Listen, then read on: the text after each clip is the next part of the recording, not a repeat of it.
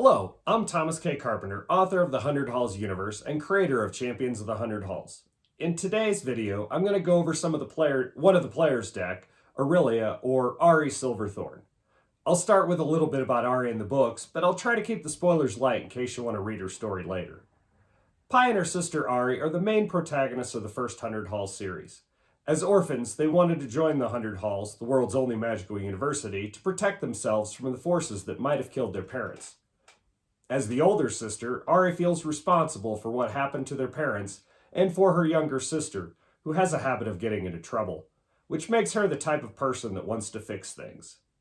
She eventually joins Arcanium Hall, one of the original 5 halls, which focuses itself on the accumulation of magical knowledge. She uses this resource to help track down why her parents were killed, which leads to the discovery of a plot against the university by ways of an ancient artifact that they must find and keep from falling into the wrong hands.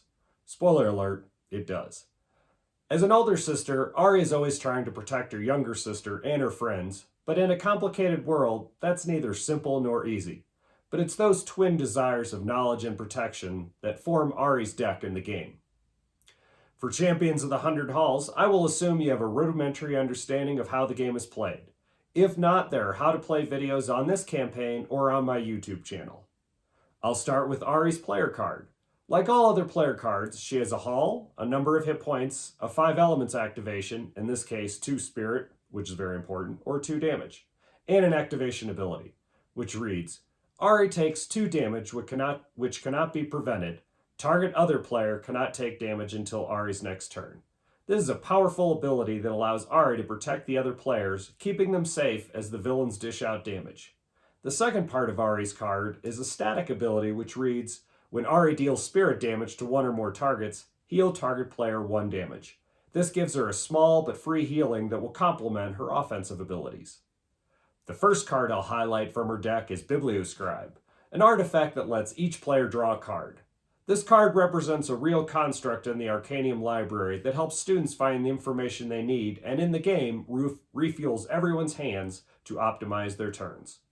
The next card I'll go over is Protect Friends, an enchantment that reduces damage dealt to all players by 1, but then Aurie takes 1 damage each turn and it cannot be prevented. But with her spirit damage, including the 5 elements on her player card, healing that damage every turn is relatively simple. One of the primary ways Aurie deals with card selection is with Eidetic Memory, which reads, draw 4 cards, discard 2 from your hand, play 1 from your hand. Every character deck has a cycle of these cards, but Aurie's is individually the most powerful, which allows her to always have the right card for the right situation. I hope that gives you an idea of what Aurie, the character in the books, and as a player in the game is like.